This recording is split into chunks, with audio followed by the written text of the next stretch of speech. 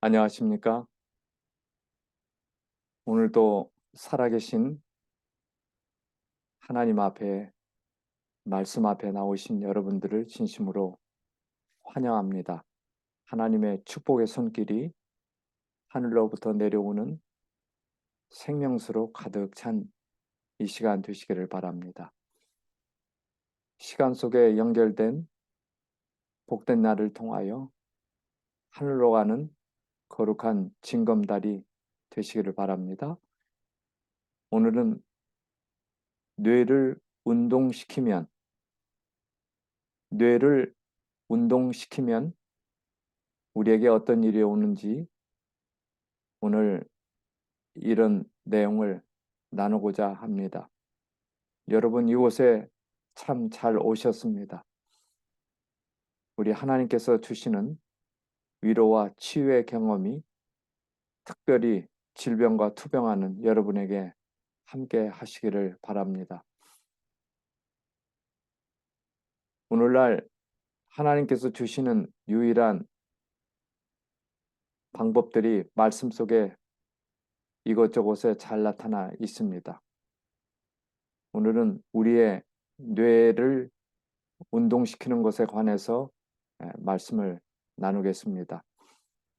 특별히 하나님의 주어진 말씀은 과학보다 앞선 곳에 늘 있습니다. 그래서 오늘날 진정한 과학은 하나님의 존재와 하나님의 생명과 재창조의 능력을 가지신 분임을 우리에게 증명해 주고 있습니다. 그래서 오늘 우리의 심장과 우리의 뇌가 건강하게 될 것입니다. 깊은 수면이 무엇을 씻어냅니까? 여러분 맞춰 보시기를 바랍니다. 깊은 잠이 수면이 하루 동안 쌓인 무엇을 씻어냅니다. 잠자는 동안 무엇을 씻어내는지 다음 스크린을 보시겠습니다. 바로 깊은 수면이 뇌에서 독소를 씻어냅니다. 성인이라면 일반적으로 하루에 7시간 내지 8시간의 수면 시간이 필요하다는 것은 널리 알려진 사실입니다. 잠이 부족하면 건강에 여러 가지 나쁜 영향이 미치지요. 실제로 하루 7시간보다 적게 자는 사람들은 심장 건강이 나쁘고 비만을 불러올 수도 있다는 연구 결과도 여러 개가 있습니다. 그래서 깊은 수면이 바로 뇌에서 독소를 씻어내는데요. 수면 시간도 중요하지만 수면의 질, 얼마나 깊이 잠을 잘 자는지 바로 이것이 우리 건강에 영향을 주는 것입니다. 깊은 잠을 잘 때 뇌에서 유독성 물질을 씻어낼 수 있다는 연구 결과가 나왔습니다. 깊은 수면을 할 때 신경세포의 느린 뇌파, 즉 서파 활동이 나타나는데 이때 내 뇌의 척수액이 뇌 안과 바깥쪽을 리드미컬하게 움직이면서 대사 폐기 물질을 청소해낼 수 있다는 것입니다. 그래서 깊은 수면은 바로 우리의 뇌에서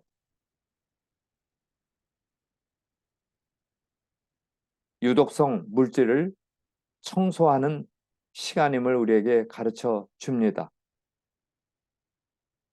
아무리 피곤하도 잠을 자고 나면 개운하지 않습니까? 바로 그것입니다. 미국 보스턴 대학교 의생물학과 연구팀들은 성인 11명을 대상으로 연구를 진행했습니다.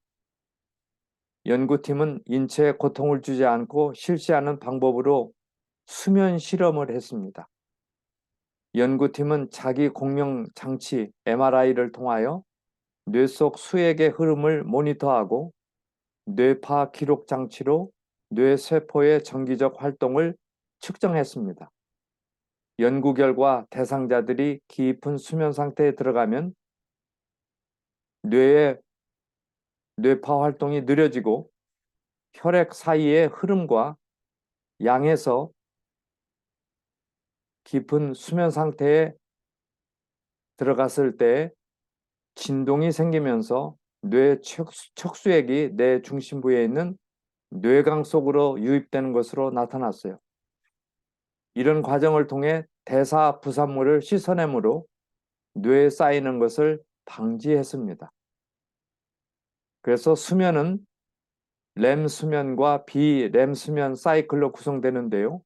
렘 수면은 전체 수면의 20 내지 25%를 차지하는 것을 알게 되었고, 이러한 렘 수면, 깊은 수면은 하룻밤에 4회에서 6회 정도 반복되는 깨어있는 것에 가까운 얕은 수면, 이것도 중요한 것임을 우리에게 가르쳐 주었습니다. 그래서 이와 같이 MRI를 통하여 측정을 한 것입니다. 렘 수면 단계는 호흡과 심박동수가 상대적으로 높고 꿈을 꾸는 시간입니다. 비렘 수면에는 서파 수면이라는 단계가 있는데 깊은 수면이 이루어지는 때지요. 그래서 이러한 비렘 수면의 때는 뇌 활동과 심장 박동수와 혈류가 느려지는 현상이 나타난다고 합니다. 그래서 깊은 수면 때에는 기억력이 강화되고 뇌가 하루의 생활에서 회복되는 과정입니다. 그래서 굉장히 중요한 시간임을 우리에게 가르쳐 주고 있습니다. 그래서 이러한 깊은 수면 속에서 뇌에 있는 독소를 씻어내는 이런 것을 통하여 치매를 예방하고 심장병과 우울증까지도 예방하는 데 도움이 된다는 것을 알게 되었어요. 그래서 우리가 매일 이루어지는 우리의 삶의 거의 3분의 1을 수면 가운데 보내잖아요. 이것이 얼마나 중요하다는 것을 우리에게 가르쳐주는 그러한 일이었습니다. 여러분 이해되십니까? 그래서 우리에게는 밤을 주시고 낮에 활동한 이후에 밤에는 깊은 수면을 취하여 우리의 뇌가 다시 회복되고 청소되는 그러한 시간임을 우리가 깨닫게 됩니다. 저도 또 여러분도 모두 이 잠을 어떻게 자는가에 달려 있다는 것을 우리가 알게 되는데 특별히 건강이 그렇습니다. 예.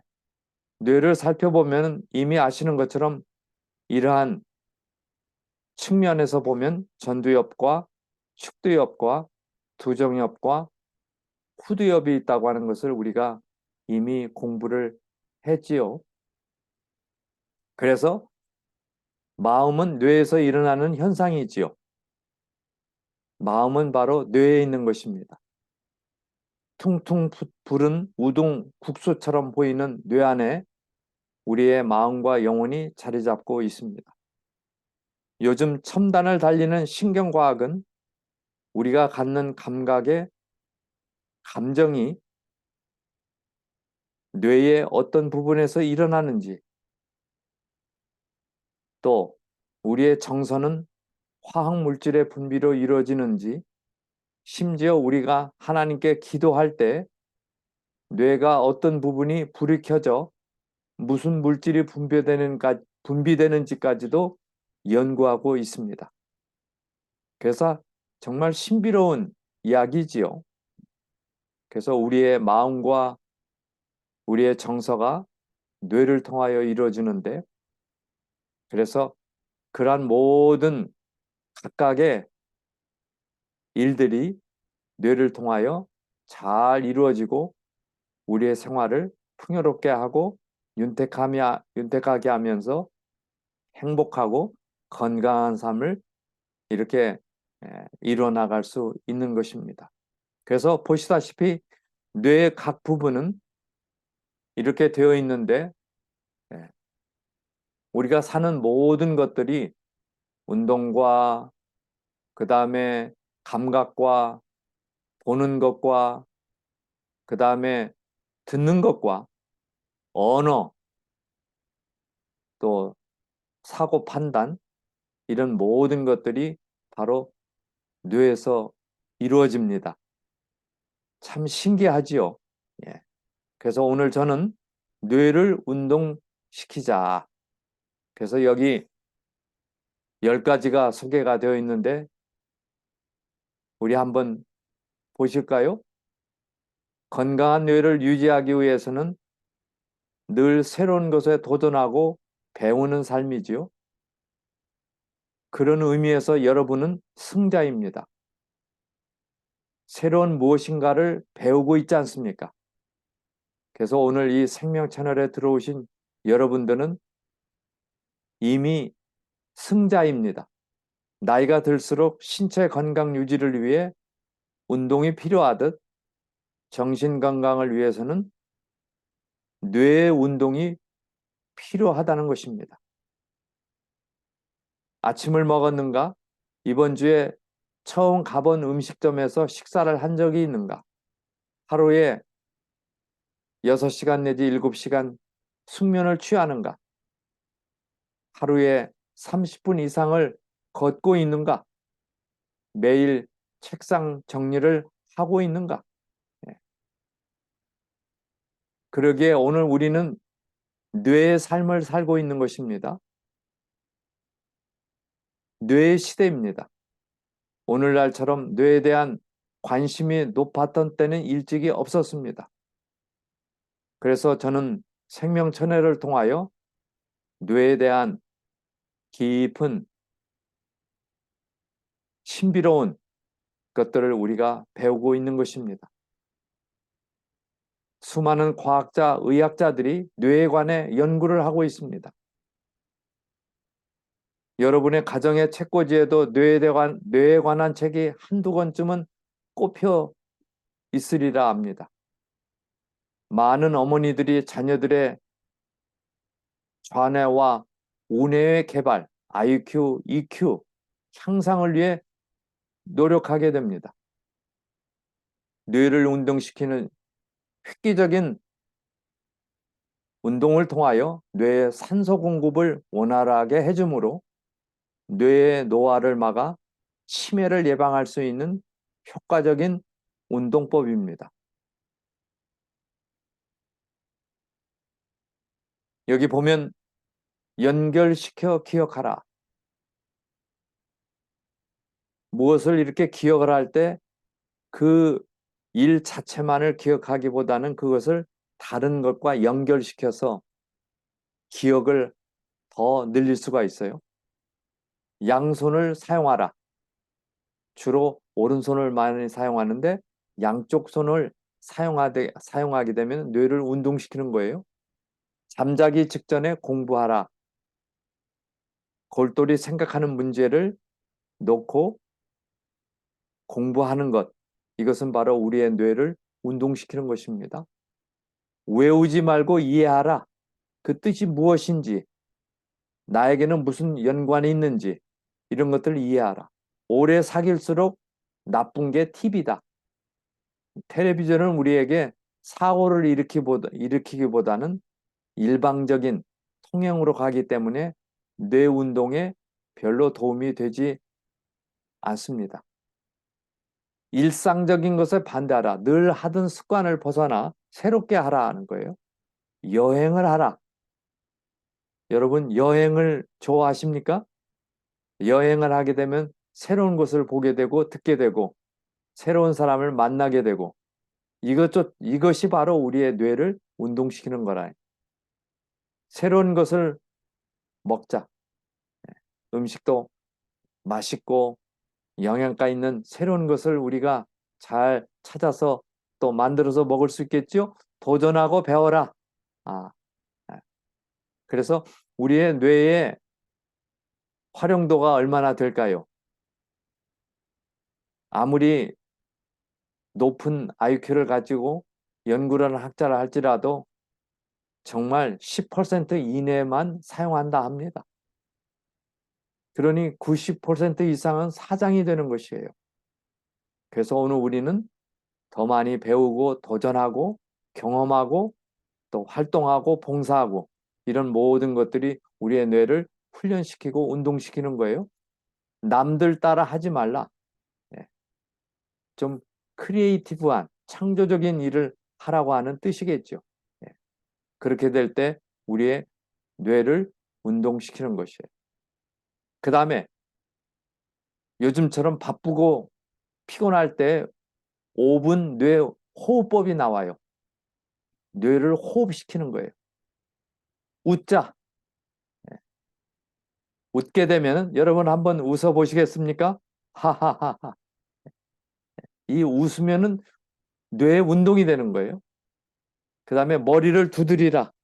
머리를 이렇게 두드려서 작은 자극을 주는 거예요. 그 다음에 뇌 속을 정화하라. 그러기 위해서는 물을 마시고 산소를 마시고 야외에 나가 걷는 것이지요. 또 아름다운 숲속을 거닐 때 뇌 속의 정화됨을 느낍니다.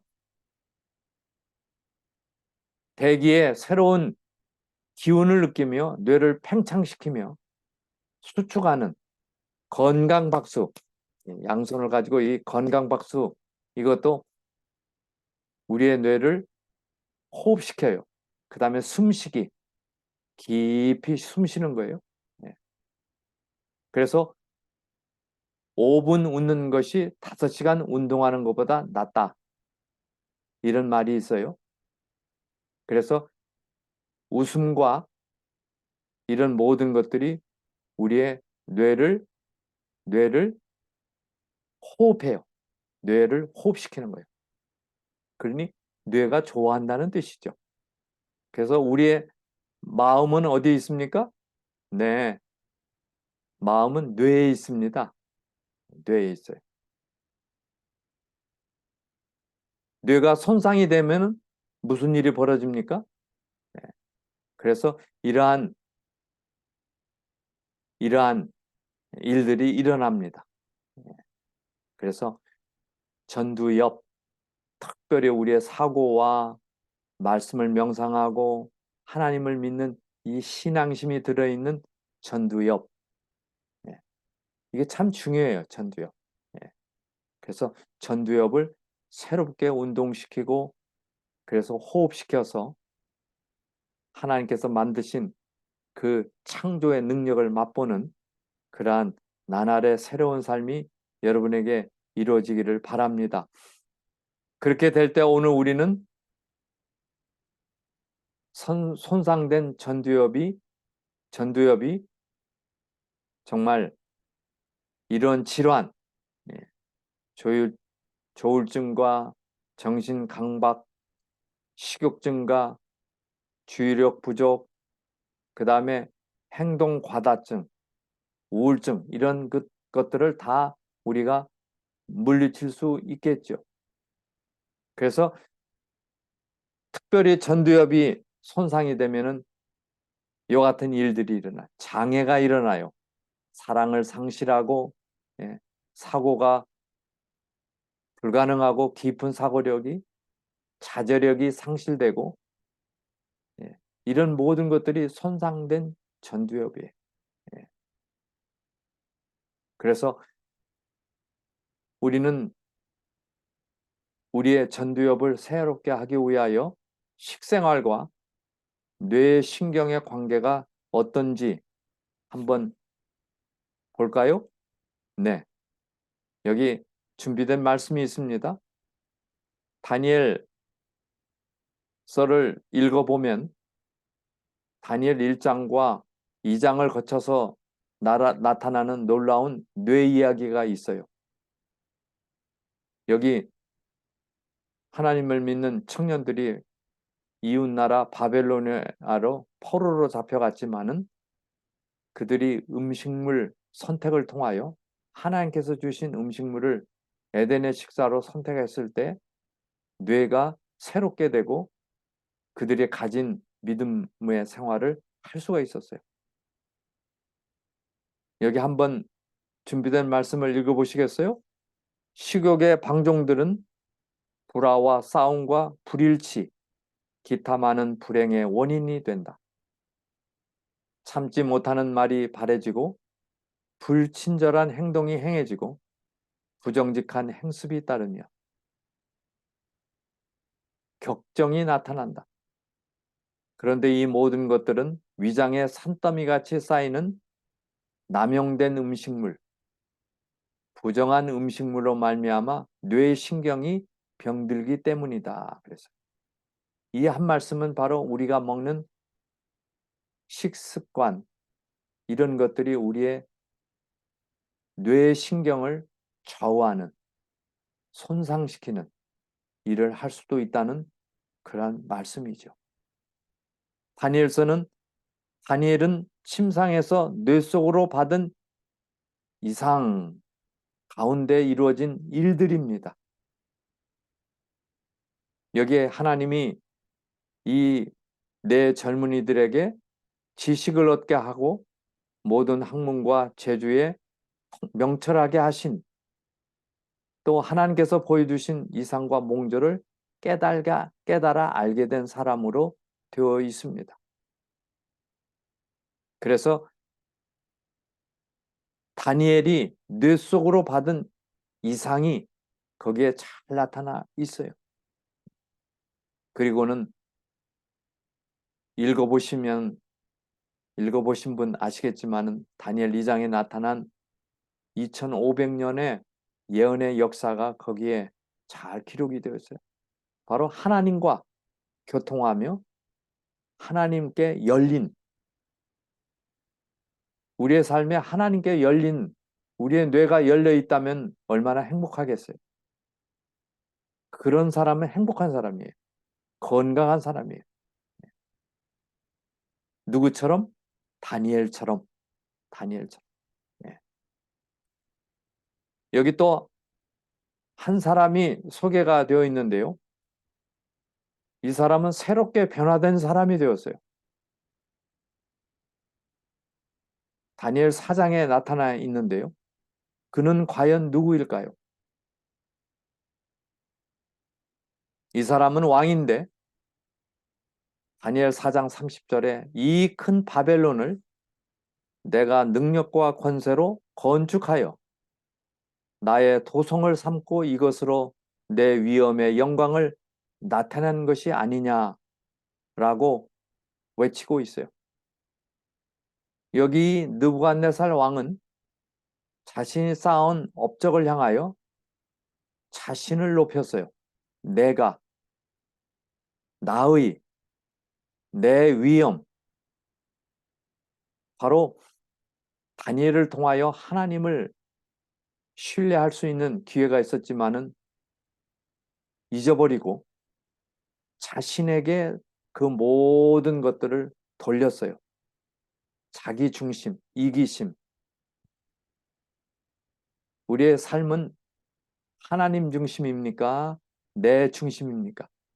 세상은 자기 중심으로 돌아가고 있어요. 현대 미칠 듯이 늘어나는 과학 속에 파묻혀서 자기 중심으로 살아가는 삶들로 바뀌어지고 있어요. 이러할 때 오늘 우리는 정말 일어나서 하나님께로 나가서 우리가 나가야 할 때가 되었습니다. 여러분 그렇게 생각하십니까? 예. 굉장히 중요한 이야기입니다. 그렇죠? 예. 그래서 오늘 우리는 이러한 삶 속에 살아가지만은 어떻게 우리는 변화될 수 있을까요? 여기 이 말씀을 통해서 우리에게 나타나 있습니다. 바로 이 왕은 교만스러운 말이 왕의 입술에 있을 때 무슨 일이 벌어졌어요? 느부갓네살아, 나라의 위, 임금의 자리가 내게서 떠났느니라. 내가 사람에게서 쫓겨나서 들짐승과 함께 거하며 소처럼 풀을 먹을 것이며 7대를 지내리라. 7대라면 7년이에요. 예. 그래서 이 왕이 갑자기 어떻게 됐어요?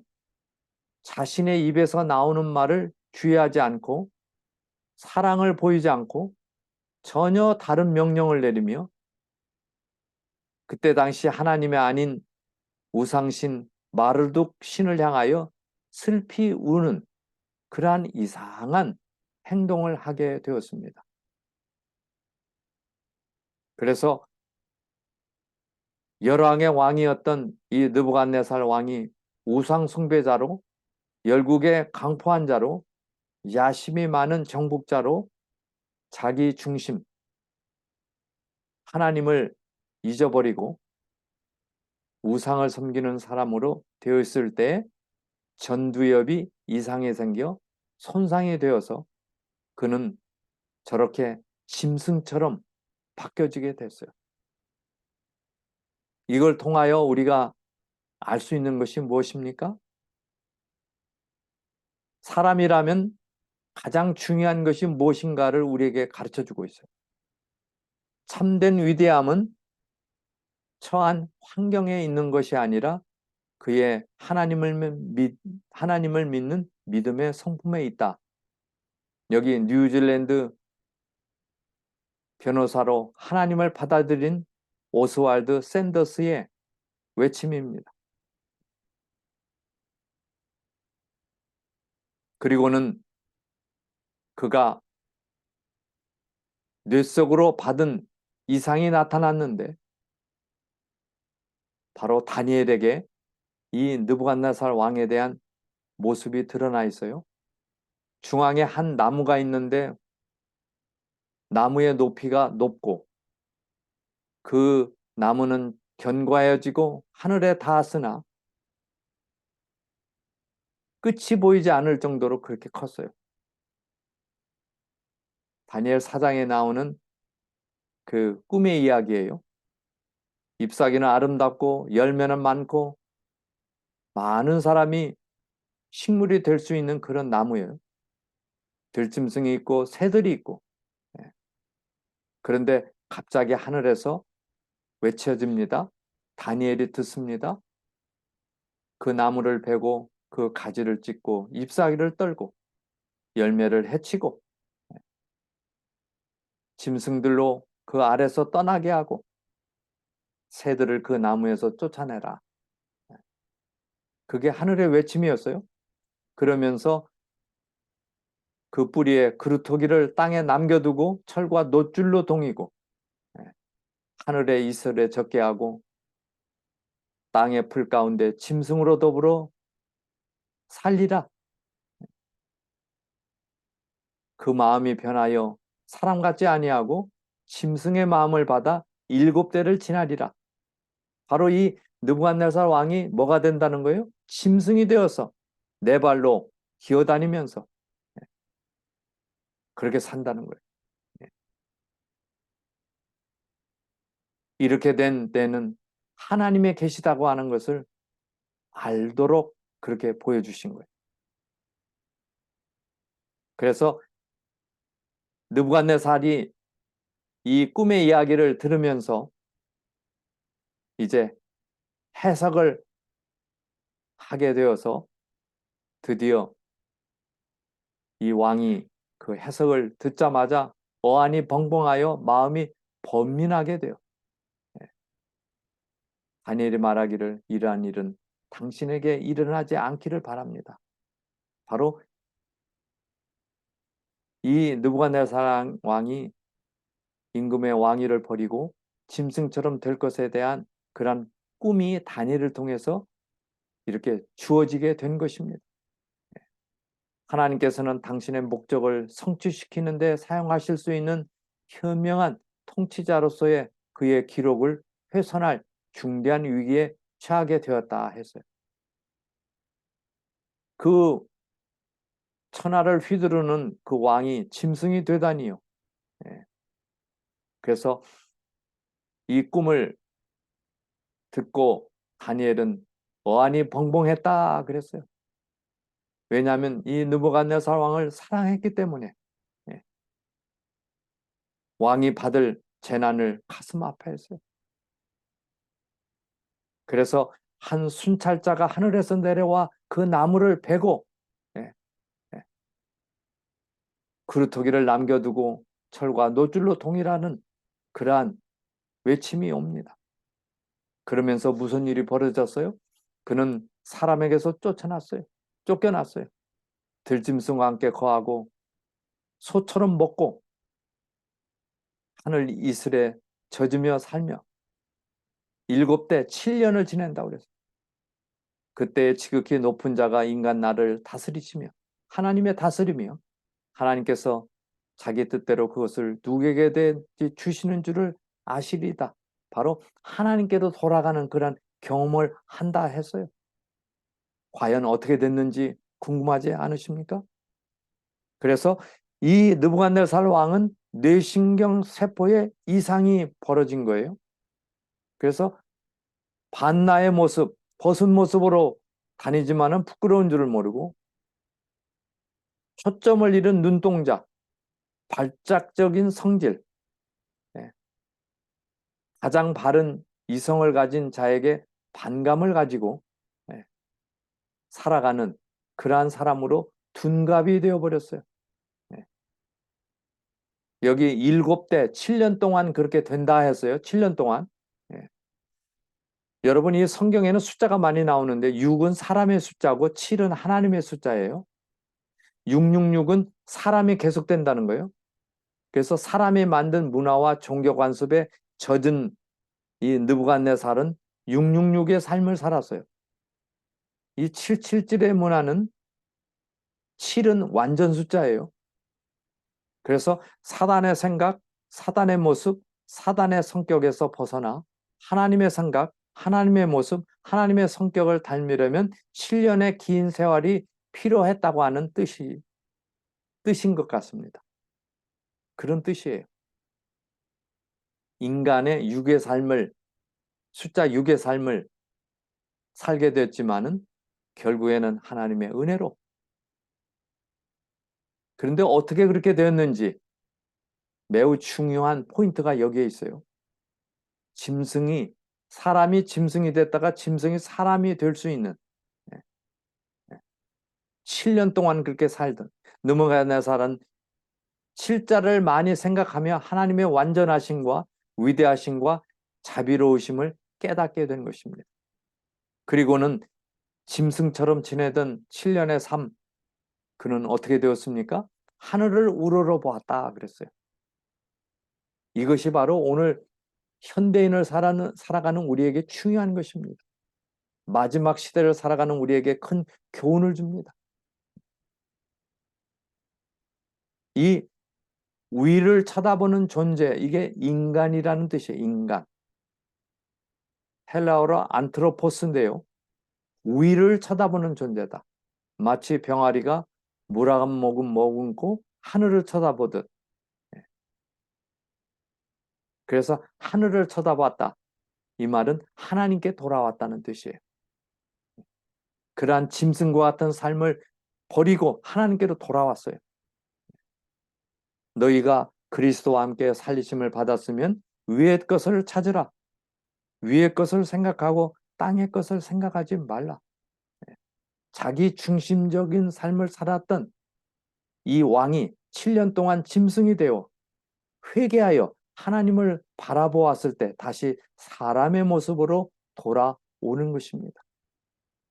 이것은 이 마지막 시대를 살아가는 오늘 그리스도인들에게, 하늘 가족에게 큰 교훈을 줍니다.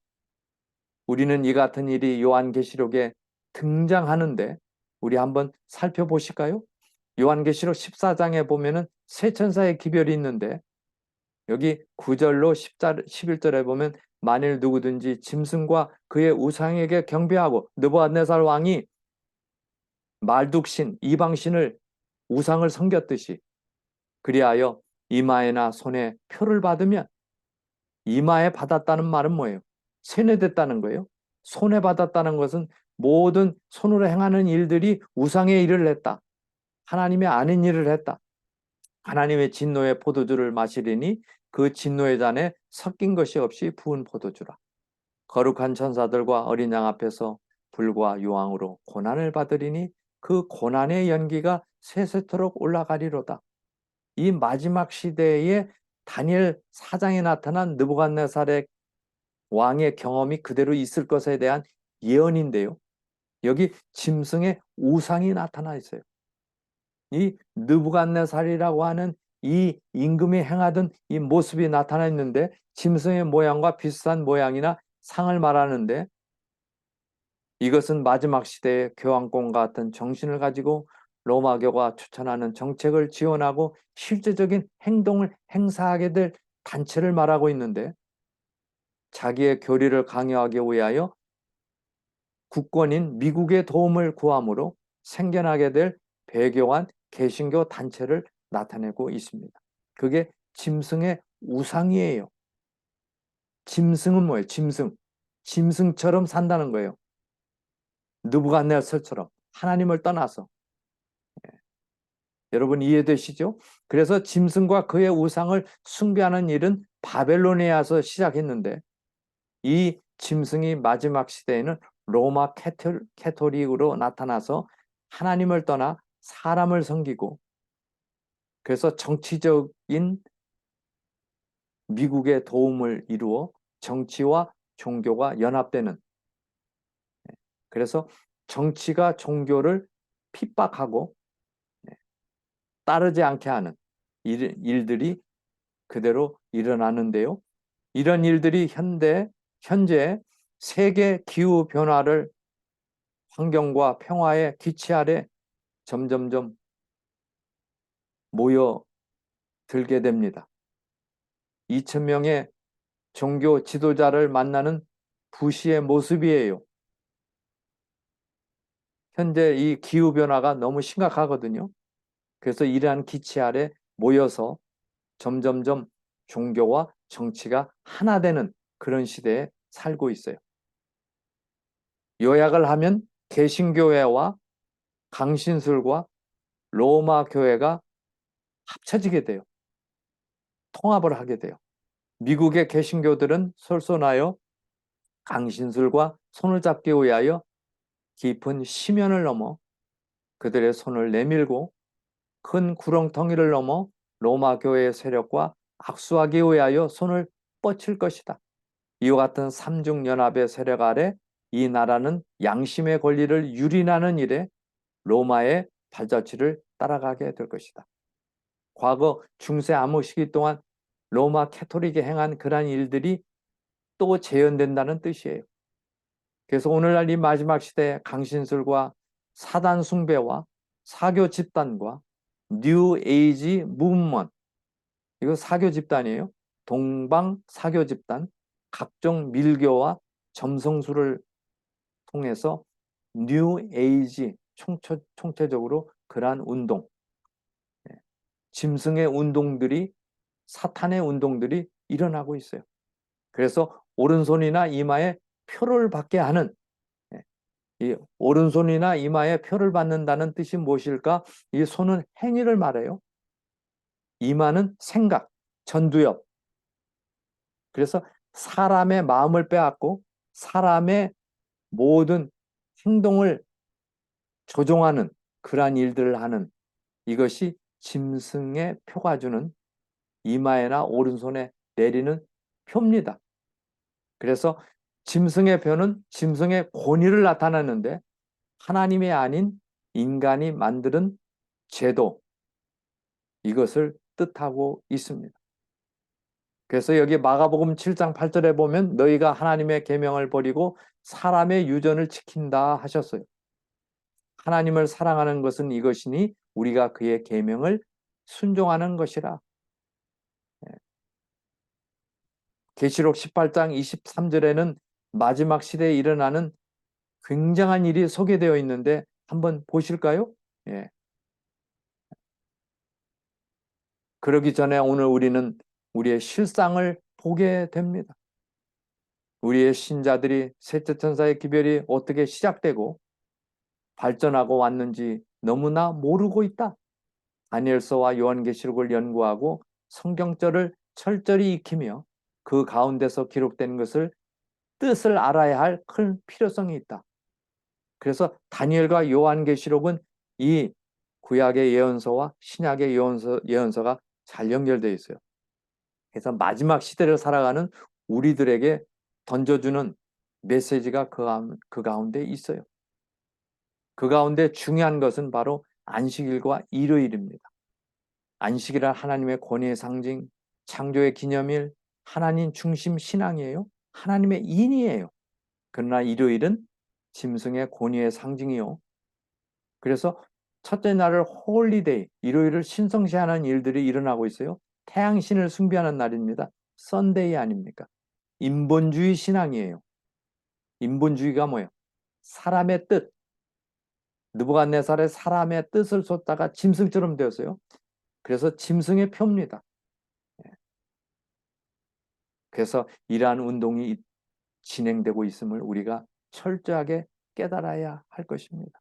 교묘하게 세계의 기후변화에 대한 대처하면서 정치와 종교가 하나 되고 있고 점차적으로 다니엘과 요한계시록의 예언이 지금 이루어져 가고 있어요. 속임을 당하지 마십시오. 많은 사람들이 믿음을 버리고 떠날 것입니다. 하나님을 떠나요. 느부갓네살처럼 미혹하는 영들과 마귀의 교리를 조심하십시오. 우리들 앞에 이 위험의 알파가 보이기 시작합니다. 오메가는 가장 놀라운 성격을 띠고 나타날 것입니다. 이 알파라 하면 이미 사단을 통해서 이루어진 느부갓네살 예만 봐더라도 그런 일이 일어났다 이거예요. 그런데 그와 같은 똑같은 일이 오메가, 이 히라버의 가장 첫 글자가 알파예요. 끝 글자가 오메가예요. 그래서 시작부터 끝까지 계속 일어나고 있음을 가르쳐주고 있어요. 오늘날 이 독한 약물에 취하여 약의 사용량이 너무나 정말 이 시대를 강타하고 있어요. Overuse of antibiotic. 그래서 항생제를 오버도즈 하는 거예요. 필요치 않은데 너무 많이 사용하는 거예요. 예. 독한 약을 사용함으로 많은 사람들은 평생 동안 지속되는 질병을 자기 자신에게 초래하고 있어요. 자연적인 하나님의 주신 치료법을 사용하였다면 살았을 뻔한 많은 생명들이 잃어버리고 있어요.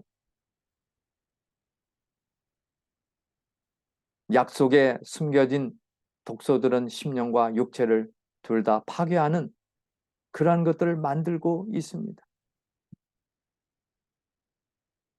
질병은 건강 법칙을 범한 결과로 생긴 현상이에요. 그렇기 때문에 오늘 우리는 질병을 통하여 하나님의 방법과 하나님을 믿는 굳건한 믿음으로 돌아가야 할 때입니다. 여기 계시록 18장 23절에 너의 상고들은 땅의 족속들이라 내 복수를 인하여 만국이 미혹되리라. 이거 예언의 굉장히 중요한 말씀인데요. 여기 복술이란 말은 파르마카이아, 약을 복용케 하다 그랬어요.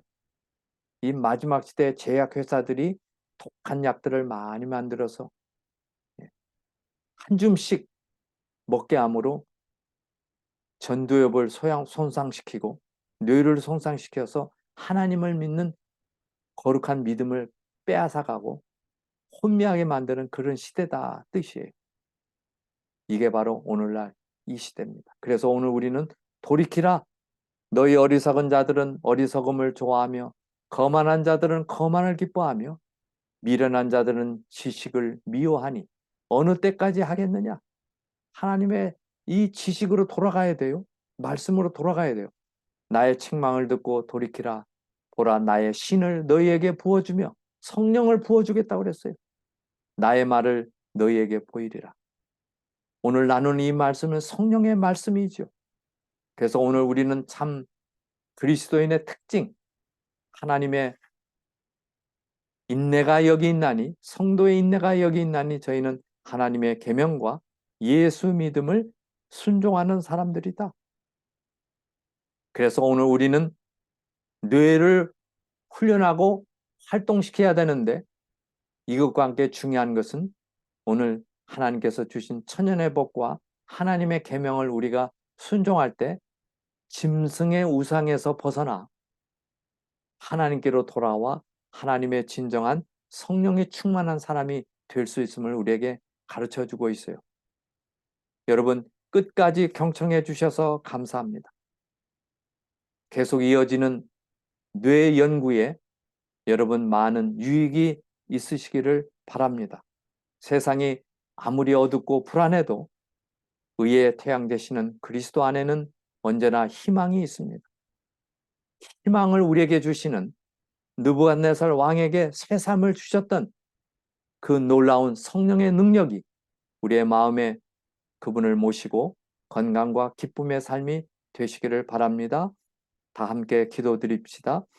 오 하늘 아버지, 이 어지러운 시대에 우리에게 생명의 길을 우리에게 가르쳐 주셔서 감사합니다. 하나님께서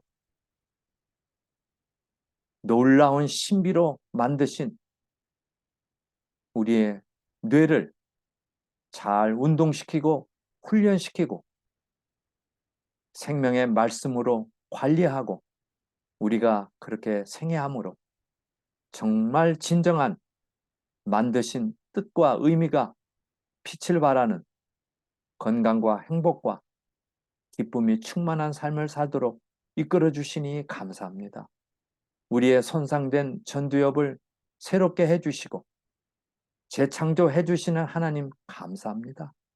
느부갓네살이 한때는 하나님을 따르겠다고 했지만은 그가 자신을 숭배하며 우상을 섬길 때 짐승으로 돌아가 7년 동안 살다가 다시 돌아온 것처럼 오늘 우리도 하나님 안에 참 쉼과 안식이 있음을 믿고 새롭게 되기를 원합니다. 우리를 돌이켜 주시옵소서. 성령님 이끌어 주시옵소서. 진정으로 회개하는 삶을 살아가도록 도와주시옵소서. 짐승의 삶이 우리의 삶이 아닙니다. 하늘의 삶, 기쁨의 삶, 행복한 삶, 진정으로 하나님을 믿고 생명의 말씀을 순종하는 삶 되도록 우리를 이끌어 주시옵소서. 혼미한 이 시대에 인간이 만들어 온 짐승의 표가 아니라 하나님의 인 안식일을 통하여 영원한 쉼을 주시는 그 약속을 따라 생애하는 저희 모두가 되도록 도우시고 우리의 심령과 우리의 몸과 마음, 우리의 영혼이 건강한 가운데 생애하도록 이끌어 주시기를 예수님의 이름으로 간절히 기도드립니다. 아멘. 행복한 안식일 되십시오. 감사합니다.